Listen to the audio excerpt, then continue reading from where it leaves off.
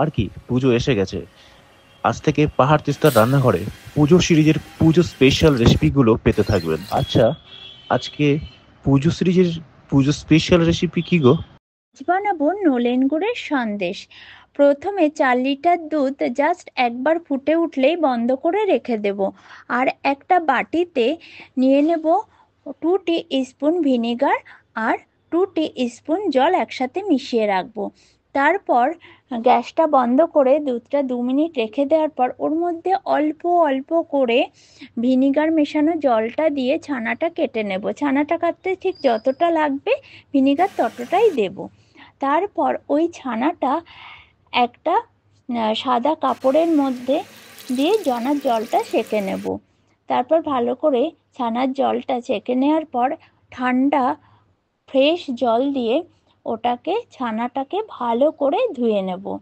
ভালো করে ধোয়া হয়ে গেলে ছানাটা ভালো করে ওই জলটা ছেঁকে নিয়ে একটা সেকনির মধ্যে কিছুক্ষণ রেখে দেব।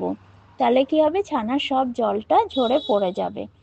তারপর ওই ছানাটা একটা প্লেটে নিয়ে ছানাটাকে একটু হাত দিয়ে ভালো করে মেখে নেব আর দুটো ভাগ করে নেব। একটা পরিমাণে বেশি থাকবে, একটা পরিমাণে অল্প থাকবে।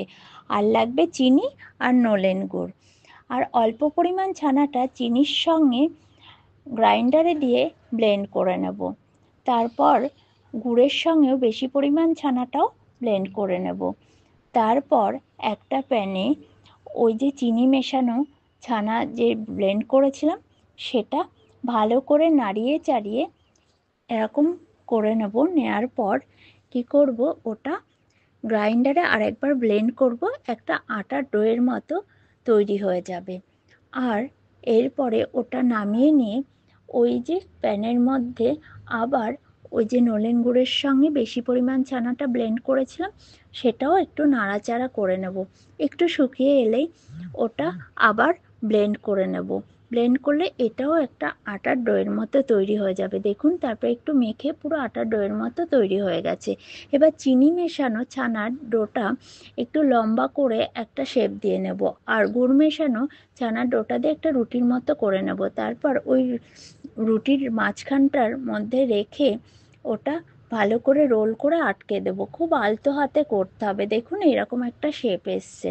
দুপাশটা মুড়ে দেব ভালো করে। তারপর কিছুক্ষণ আমরা ফ্রিজে রাখার পর ওটা বের করে একটু ব্যাকা করে দেখুন সুন্দর করে কেটে নিতে হবে। দেখুন কত সুন্দর হয়েছে। এই যে আমাদের নলেন গুড়ের সন্দেশ